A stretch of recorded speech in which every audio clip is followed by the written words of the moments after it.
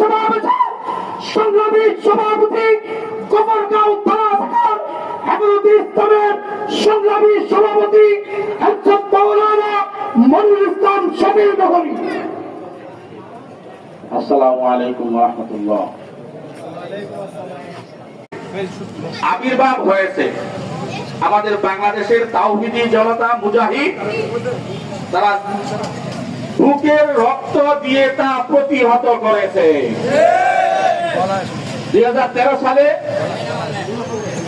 বাংলাদেশের নির্বাচিত সরকারকে রেখে ইমরানি এক সরকার বানিয়ে বাংলাদেশের মধ্যে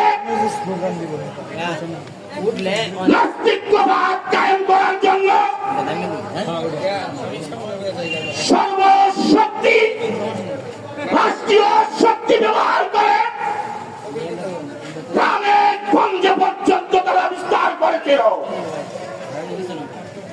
কিন্তু খোদার উপর ভরসা করে মুসলমান ইমানদার শাপলার চত্বরে যখন বুকের তাজা রক্ত ঢেলে দিয়েছিল ইমরানের সরকারে, তৎকালীন নাস্তিকবাদী সরকার পরাজয় বরণ করার জন্য বাধ্য হয়েছিল,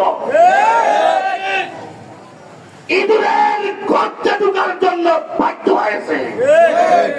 সুতরাং আগে আজও যারা সরকার আছেন, এটা বাংলাদেশের জনগণ ইমানদার, যত বড় পরাশক্তি হন না কেন, যখন মুসলমান ইমানকে রক্ষার জন্য জীবন দিতে দ্বিধা করবে না, এই মুহূর্তে কোন পরাশক্তি ইমানদারের সামনে টিকবে না, টিকবে না।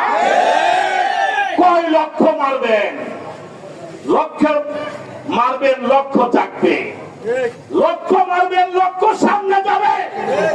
হেফাজত 13 সালের মধ্যে গুলি করে রাতের অন্ধকারে হাজার হাজার তৌহিদি জনতা বুড়াবাদীকে মারছেন, কিন্তু হেফাজত আজও আছে, বাংলাদেশে মুসলমান আজও আছে।